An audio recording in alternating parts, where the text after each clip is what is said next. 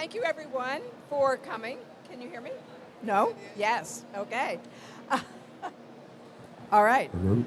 So I came to New York City in 1980 as an artist and moved into the East Village, later had a gallery. But during that period, there was a lot going on in the street. A lot of graffiti was happening. It was the whole beginning of a movement, extremely vibrant.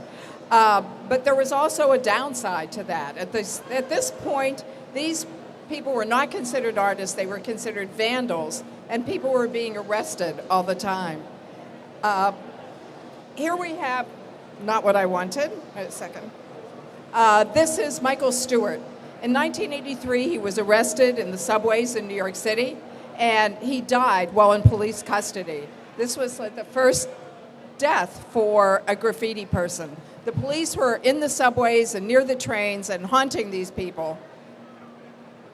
This is in the train yard. This is what it looked like back then. It was coming into the subway stations were all these trains that had been worked on and tagged by the different graffiti artists.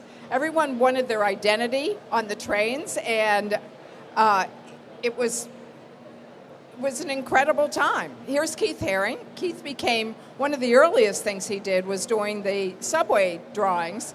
He would go into the subway, and at that time there was a lot of advertising in the subways, and when they would take down an ad, they would cover it with just plain black paper. And Keith would watch out for this, and then he would go into the subway and he would do these chalk drawings on top of the black background.